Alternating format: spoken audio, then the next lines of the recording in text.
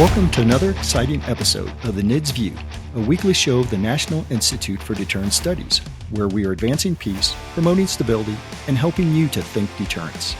Each week, we will discuss and analyze a recent topic and provide insight to how it affects our national deterrence. The view of the hosts and guests are their own. We hope you enjoy the show.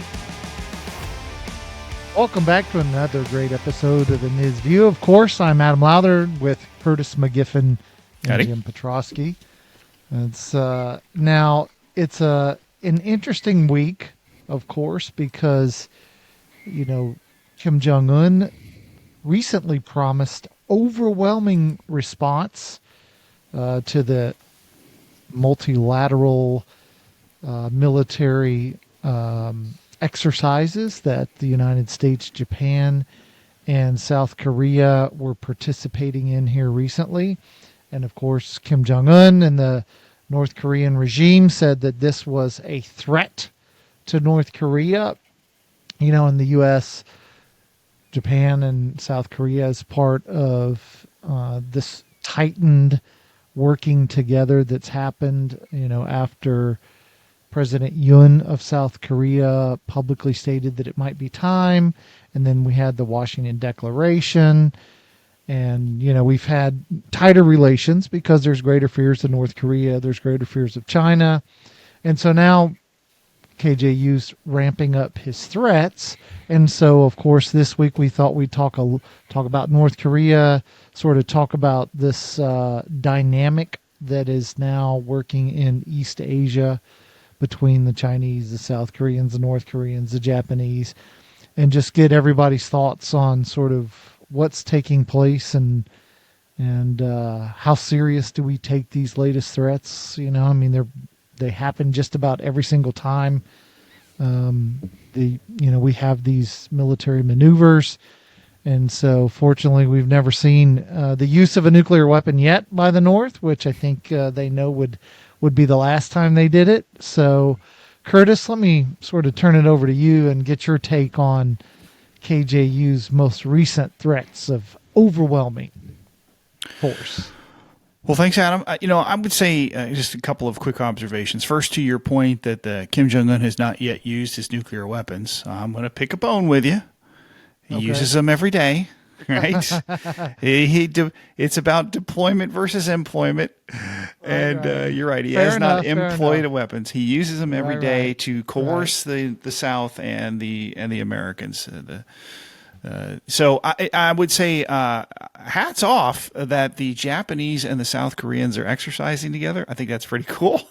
Yeah, that's a little sub story. We're kind of that we're might be glossing over here. And so, look, this is nothing new. I mean, every time America and South Korea exercise, the North Koreans pitch a fit, and now when you add in the Japanese, given their history, that always sort of freaks everybody out in the North, and this sort of happens, and these threats are becoming. These grandiose threats, so forth, are just becoming so normalized that we're almost becoming insensitive to them. And I don't know who that hurts more. If it hurts, us, the target of these threats, that someday we just will stop even taking them seriously, and that could be the day he actually does employ. Or is it hurt him in the fact that the more you threat, the less your threat has meaning. And so I think Kim Jong Un would probably do much better for himself to realize that his threats are probably not helping his case. If the goal is to really coerce, we'll call it democratic forces into some sort of conciliatory action towards them. So I would say, this is sort of par for the course, and pass the kimchi. Jim, as you've, watched this, you were way back when you were a young man in the, what was that, probably the 60s or 70s. They're still using bows and arrows in those days, right? Yeah. You served in South Korea, so, you've got your time in, in Iraq. So, as you know, as you've watched this evolve over the years, and watched the dynamic and relationship in North Korea go from, at one point was the more prosperous of the two nations to now it's the less prosperous by far, and it's got short people. It's kind of like Munchkin Land now, and because they're so calorie deprived, and you have a lot of problems as you've watched this evolve over time, and now you're watching KJU make these kinds of threats. What's your perspective and take on this? Well, Adam, since you've already, sort of answered my question, and I agree with Curtis, I guess that ends the podcast. Thank you, everyone. No, don't leave yet. Just kidding. So this is a lot of discussion that comes out every time we do an exercise in the air. I've been in those exercises. I've heard all the complaints from the North about, this is all just a way of getting ready to invade the North.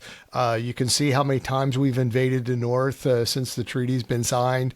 It's always an excuse to maybe push the limit for KJU.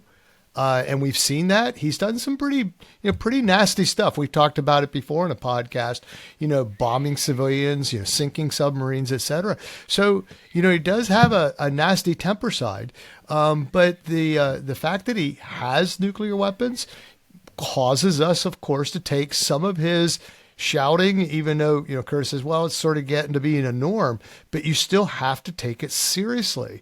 And that's what he's looking for. He's sort of like the pick me, you're forgetting about me. You're worried about Russia, Ukraine. You're worried about, Israel, pick me. What about Taiwan? Pick me.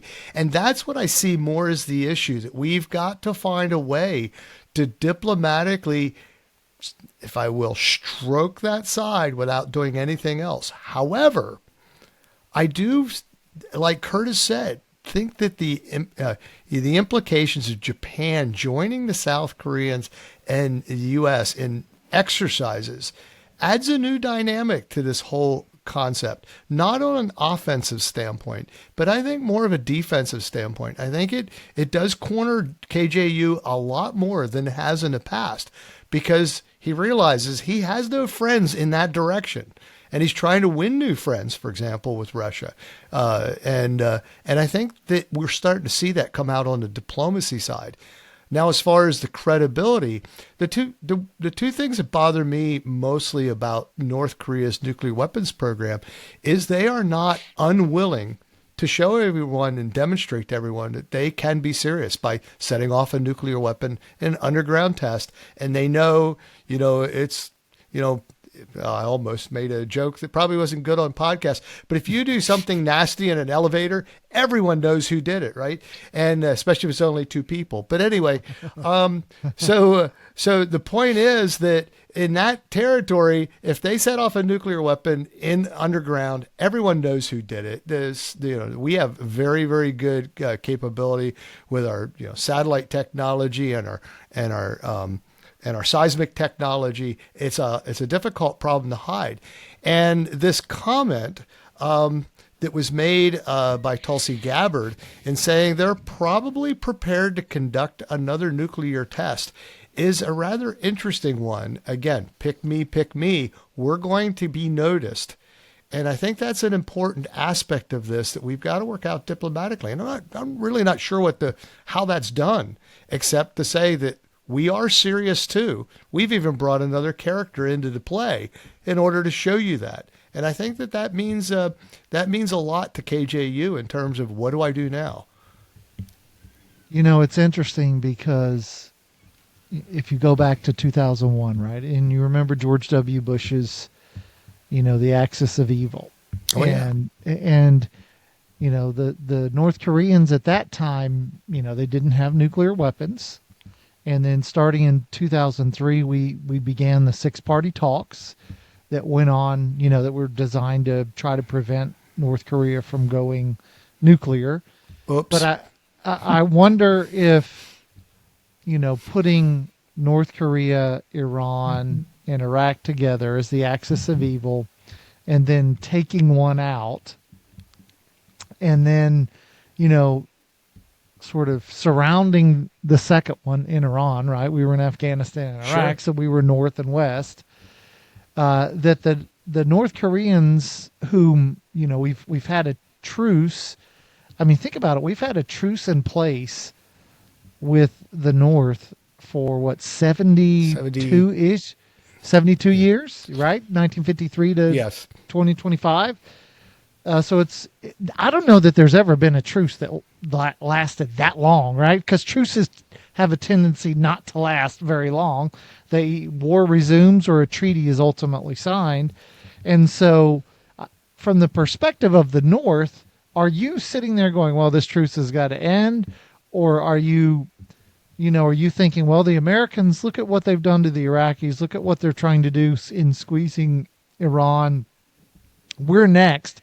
So therefore we have to build nuclear weapons, which, ultimately they went nuclear in 2006.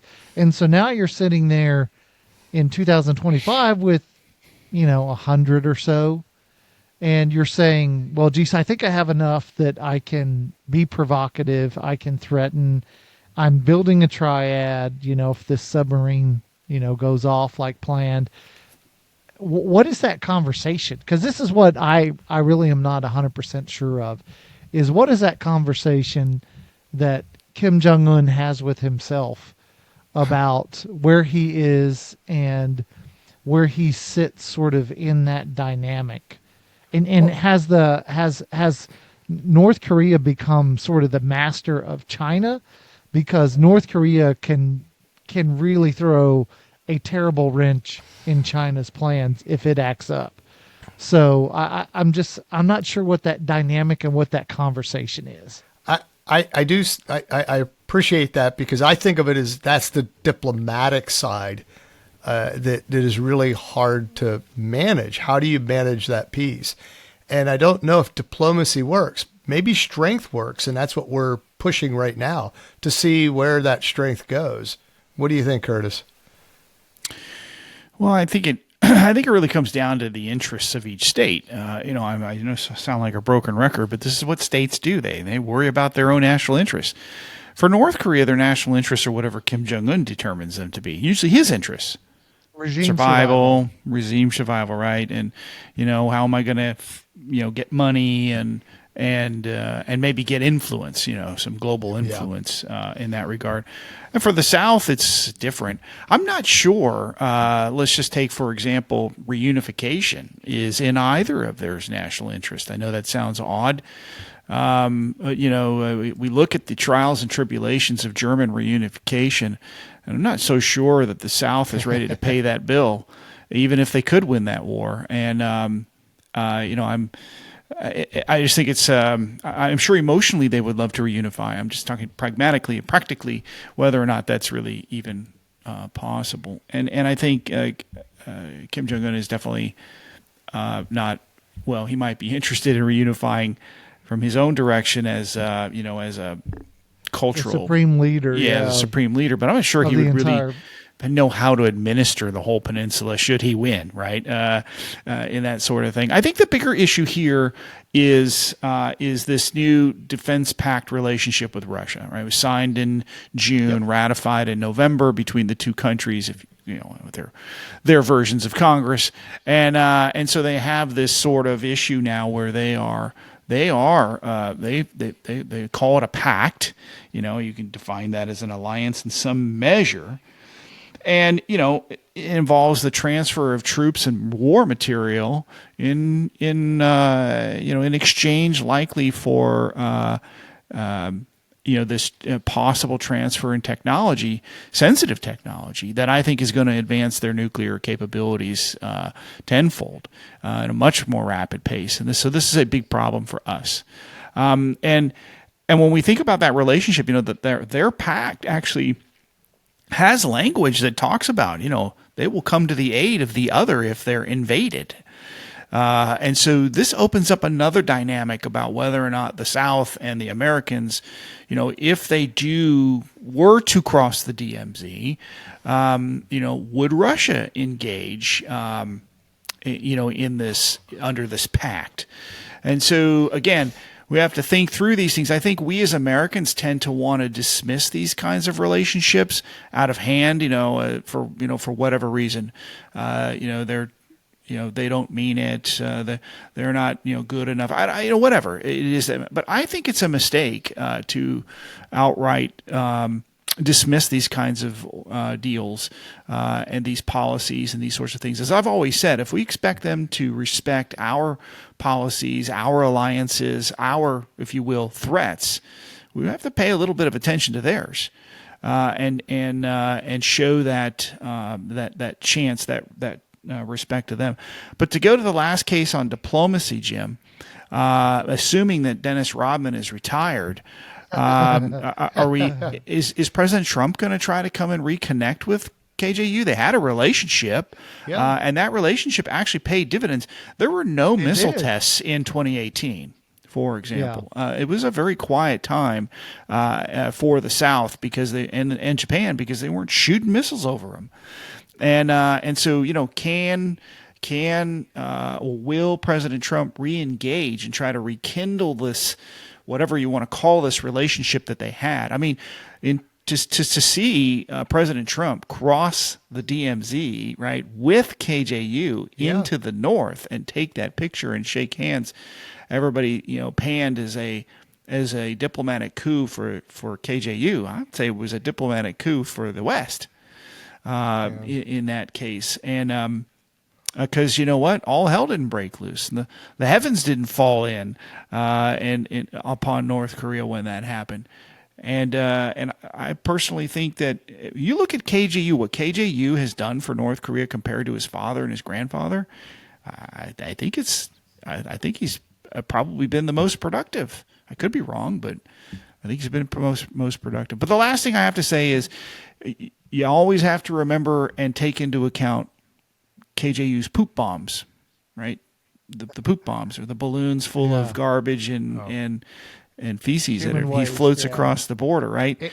I mean, come on. There's nothing more coercive or damaging than that. Well, I find that silly, but it points to what I was saying earlier, though, is pick me, whatever it takes to draw attention back to yourself. Seems to be the modus operandi that you see coming out of the North in many ways. But I want to go back to your comments about Russia and North Korea. And it's fascinating because I think of it not as a marriage of love, but a marriage of convenience. And I think their reliance on each other will only exist when they realize that they need each other. And when you get beyond that, I'm not sure how tight that alliance can be. It's so new. It's so fragile, in my opinion. And I think that gives us an ability, if we can rein in one or the other, to be able to turn things around. I also noticed. When has an alliance not been a marriage of convenience? What? Isn't Belarus and North Korea the only two formal allies of Russia? Isn't that the case? I think could be, because I don't think some of the other stands have pretty close relationships. Yeah, they're parts of the knife. They've got they have multilateral organizations that the Chinese or the Russians run, but I don't think they're formal allies. So, but I think Belarus and North Korea are, which is it's actually quite unusual for authoritarian regimes, because authoritarian regimes have a tendency not to have allies, and particularly. They might have bilateral agreements, right? This is what the Chinese are trying to do to everybody, is they want a bilateral agreement, because that's how you put the squeeze one at a time. And whereas, we have, NATO, and, we had CETO, and we have, all these organizations and alliances, because we're not particularly interested in squeezing out of, our allies. It's kind of worked the other way around, where they've squeezed us, and now that we're pushing back against that squeeze, people aren't happy anymore. And so it's an interesting time to watch authoritarian regimes try to build alliances, and this would never happen, right? If if Russia were That's not right. in the dire straits that it's in, right? The fact that North Korean troops are fighting in Russia and fighting in Kursk to free Russian territory. I mean, that's, and I don't know that I hear a lot of people talk about this, but this has got to be fundamentally embarrassing for Vladimir Putin Yeah. that Well, you that's have North Koreans there. and I want to go back to Curtis's comment, and I sort of used it as a marriage of love and a marriage of convenience, but yes, I agree that alliances are out of convenience. However, there are long, strong ties that we have with England and with Europe that are very strong and very valued with our peoples, with our governments, etc. But you didn't see that with North Korea and Russia until recently, and that's what I'm saying. And those kind of things can be fragile. And I think they just offer a niche to, if you will, a wedge that can be driven in these circumstances.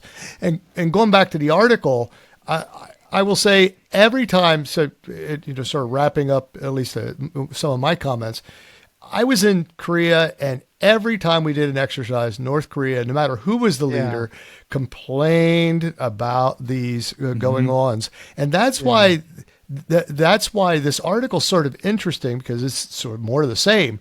However, someday it's not going. If it continues to go, I mean, that's great. I love status quo. We're not at war. Let's stay not at war. We're not shooting nukes. Let's stay at shooting nukes at each other. We're not killing each other. Not shooting nukes. Yeah. Did I say we're shooting nukes? You did. Okay. Well.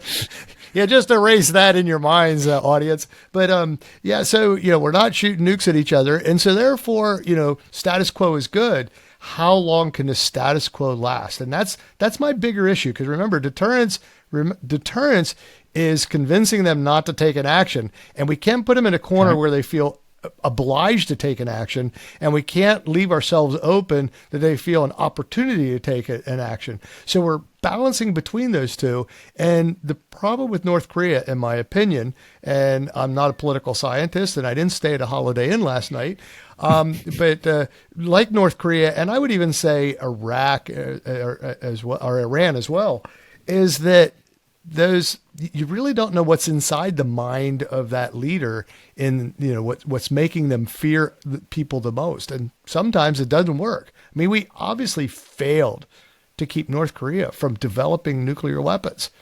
We failed. That's a reality. With all the non-proliferation and disarmament and treaties and everything else in this world, it failed. And why do you think we failed? Why do you think it failed? I want to say we, but why do you think it failed? I mean, it wasn't for lack of technology or engineering. Oh, yeah. So that's my specialty. So I'll turn it over to Adam. Why did it fail? Because you're right. The technology and engineering, we tried to control that, and it just went underground. That's and right. They built it anyway, right? Well, so, this is the problem with when you pick the wrong war, which is what happened post 9/11, right? We picked the wrong war. And so therefore, we went after the weakest of the axis of evil. Yeah, the tyrants the tyrants that we wanted to go after, and the axis of evil. And so we picked the wrong tyrant. I mean, the great thing about the Ba'ath Party and about Saddam Hussein is Saddam was clamoring to work with the United States, right? He always wanted to work with us and always wanted to be friends, but we never wanted to be a friend with him. And, we fought the first Gulf War, and he only went because, we said it was okay, and more or less walked that one back.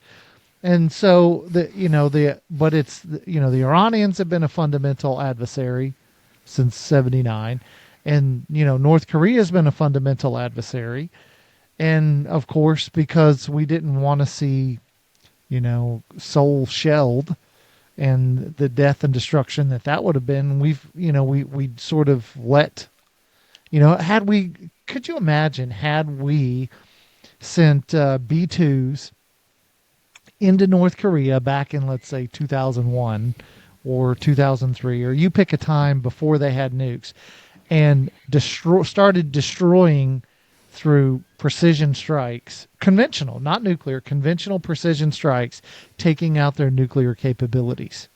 Do you think they would have launched an all-out war against the South? I don't think they probably would have.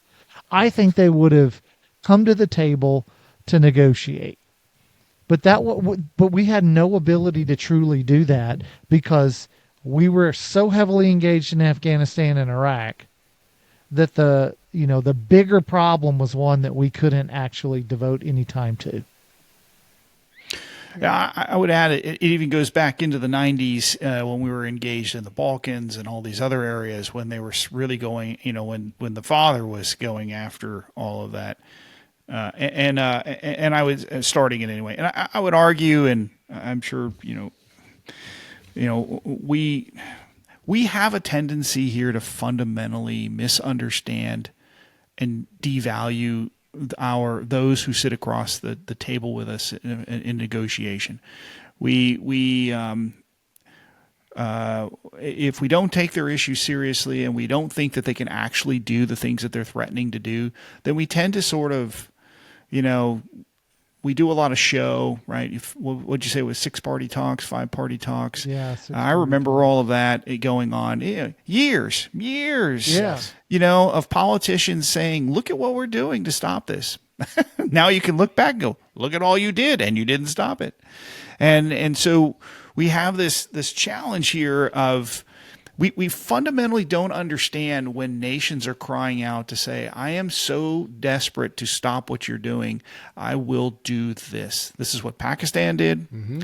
And had the Israelis not identified the plant in northern Syria, we would be seeing this in Syria right now because the North Koreans are second generation proliferators, and so they are out to make money doing that. And so when you're desperate to survive, however you want to define that, you will go to great lengths, right, to ensure that you survive, and you will, as the Pakistanis said, we will eat grass to develop their nuclear weapons. You will make friends with those you may not want to make friends with in order to guarantee your security. Because the opposite is signing, fundamental tertiary agreements that lack any binding, like the Budapest Memorandum, and you unnecessarily place your security and sovereignty in jeopardy, because what is in my interest today may not be in my interest 10 years from now, and so these are the challenges that I think. We have a fundamental hard time understanding when we're talking about adversaries. You look at the Putin question, and everybody says or wants to make us believe that the NATO movement to the east was not the cause of Putin's behavior. Yet he cites it in every speech he gives, and it is the one thing that will break any agreement in Ukraine is offering Ukraine some sort of NATO promise. So it is just intolerable. There are some things that are just, it is much better to go to war over than to tolerate that new status quo. And so we have to be sensitive to these things if we actually want to create these kinds of issues. But I want to go right back to one last thing, Adam, and that is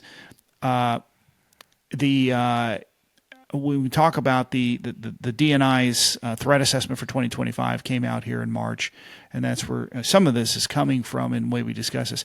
But one of the things that is noted in here is about how North Korea funds its military and particularly its nuclear development. And we always think, well, this country's broke. It's sanctioned to the hilt. It's the most sanctioned country in the world. How does it do all of this? And the answer is theft. It has stolen so much cryptocurrency that there are many articles out here now that are talking about how much it has funded the development of their nuclear weapons that hold us at risk today, that hold our West Coast at risk for sure. And this is ironic. And every time the value of cryptocurrency increases, it just makes it a more tempting target for them to steal it. So I'm very surprised that they're still getting away with this kind of stuff. But there were articles as late as this past fall documenting this kind of crypto theft, and it's mentioned here in the March DNI report. So I just wanted to throw that out there. This is how they're funding themselves. They're also the largest counterfeiter of U.S. dollars. Oh, yeah. Of anyone. And that's one of, and what's interesting is the first decade of the North Korean nuclear program. So from about 96 to 2006, that cost a total, over that 10-year period, it cost them $4 billion to go essentially from basically nothing to a working nuclear weapon. Mm-hmm. And so $4 billion. So over that time, if you think about the counterfeiting, intellectual property theft, cryptocurrency wasn't a thing yet, but, they had all of these illicit criminal enterprises. That is how they get foreign currency, because they don't really they're not participating in the international market and buying and selling products and getting, U.S. dollars otherwise. Mm-hmm. So it's illicit. And they were able to fund largely their nuclear program through illicit activities, which they're actually very, very good at. Yes. And, this is one of the things that most people don't understand about the North Koreans, is just sort of how the regime works, and therefore why Kim Jong Un sees no alternative. Because how do you go from being criminal kingpin and the head of your own country, and for some of his people, they think he's a god, and you can literally kill anyone you want and nobody says a word. How do you go from that to what comes next? That's the problem with authoritarian regimes, is the only way you step down is when you're in a coffin. And it's a challenge that really the only person that's ever really been able to do it was Mikhail Gorbachev. Yeah. And where did he retire to, Adam? He came here. He retired to the adversary. He lived in the United States. Yeah, he came to Auburn. I was a graduate student at Alabama, and he came to Auburn, and I went down to hear him speak, and he spoke to the basketball stadium was full of people who were there watching him talk. And it's really, I can't think of other times I'm sure there's got to be some other time, but I can't think of any offhand. Yeah, I can't either. Certainly not from the Russian side. It might have been a Chinese leader, a premier that somehow stepped down and didn't disappear. But yeah, it's an interesting observation. There aren't that many autocrats who actually retire, and I guess technically Gorbachev wasn't an autocrat at the very end. Yeah, that's very true. And so forth. So anyway, I really totally agree in that sense, and I think that one of the things that the DNI noted in this report with concerning North Korea was that Russia is increasingly supporting North Korea's nuclear status in exchange for Pyongyang's support to Moscow's war against Ukraine. So they're acknowledging that this relationship is going to continue to grow, rather than trying to discount it and say that it is just a flash in the pan. And I think, to Jim's point, it'll be interesting to see, when the war is over and it's time to start cleaning up the mess, how Russia and North Korea deal with that. Although I would point out, they've had a Soviet client-state relationship, all through the Cold War. And I think we just recently, Adam, did we just recently find out, wasn't it just recently put out that the Korean War, that some of those jets were flown by Russian pilots? And so they weren't necessarily Chinese like we thought they were, and we don't know this until the 2000s. Wow. That we're actually our fighter pilots flying their Sabre jets into Mig Alley were shooting at Russians. So it's Yeah, there's a relationship there. Volunteers. That's I'm sure got they were history. I'm sure they were volunteers. volunteers. Yeah. I'm absolutely sure. I'm sure the Germans didn't know they were shooting at Americans in the Battle of Britain, and or with Claire Chenault flying tigers, right? The Japanese didn't know that. So, any case, this is pretty standard. The last thing I'd like to throw out here in a minute or two we have left is that the DNI notes this idea of adversarial collaboration. We've talked about this, I think, in a podcast or two in the past, but they really come out and they include that this I'm going to quote here from the report, cooperation among China, Russia, Iran, and North Korea has been growing more rapidly in recent years, reinforcing threats from each of them individually while posing new challenges to U.S. strength and power globally. And it's the idea here that this alignment is continuing, that it is solidifying, and this all bodes tough when you look at that alliance. 3 of the 4 are nuclear powers, possibly 4 of 4. So that's a big deal, and we need to think about that, especially considering that the United States is the only country in the free world with an intercontinental ballistic missile fleet and a strategic bomber fleet. I wonder if one of the reasons that President Trump, he's largely said that the reason that he wants to negotiate a truce or, hopefully a treaty that ends the war in Ukraine is he's repeatedly said, and I've listened to him, that he wants the killing to stop. He seems to care a lot about the loss of life. But I wonder if, he also, or, his staff are looking at the very variables that we're talking about, where the Russians are out helping others with nuclear programs in a way that they were not before, because the Russians have been sort of skeptical of the North Koreans. And if you reach that, cessation of hostilities with Ukraine and it's a truce or it's a treaty, either way, does Russia then sort of pull back?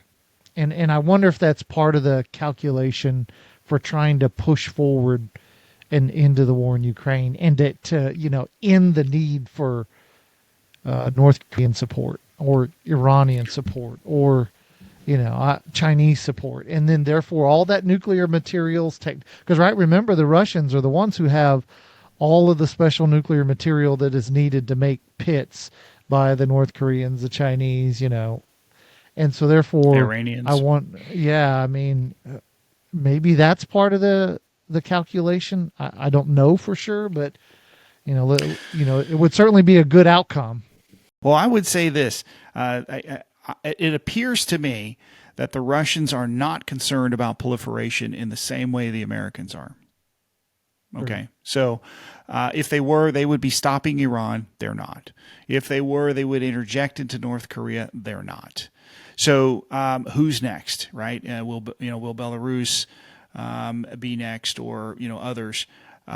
So clearly the Russians are not interested in non-proliferation, at least not in the way they used to, and with states that they're friendly with.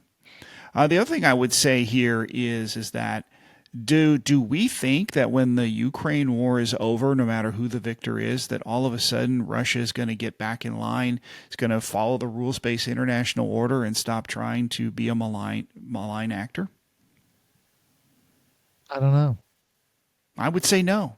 I don't know. At least not as long as President Putin is in office. I just don't see how that happens unless it's part of the negotiation to bring them back. But if that happens, then what happens to China? Does China then become isolated?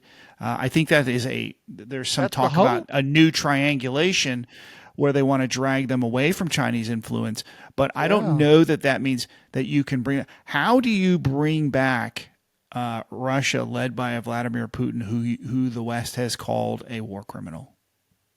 Are we just going to forget and forgive all of that? Is he going to pay restitution? I think as long as you say "my bad," then I think is that what it is? I think you're okay. Mulligan, I want a mulligan, please. Yeah. So Well, of course, great conversation, gents. It was good to get together to have this. Of course, we want to remind you, the listeners, to check us out. Don't forget Deterrence Down Under, Real Space Strategy, Global Security Review. Check out the articles there. There's a Peter Husey events, every couple of weeks. So make sure, and there's some great ones coming. Of course, thanks for listening. And as always, we want to remind you to think deterrence. Thank you for listening to the NIDS View. This show is produced under the NIDS Podcasting Network, a division of the National Institute for Deterrence Studies. NIDS is a 501c3 organization dependent upon donations to provide this podcast and bring about awareness of the peacekeeping value of U.S. strength and our national deterrence. You can catch all of our podcasts or provide feedback at thinkdeterrence.com. I would like to thank our producer, Kimberly Charrington, our sponsors, and all the fantastic members of the National Institute for Deterrence Studies for making this podcast possible. Stay tuned next week for another exciting and informative The NIDS View.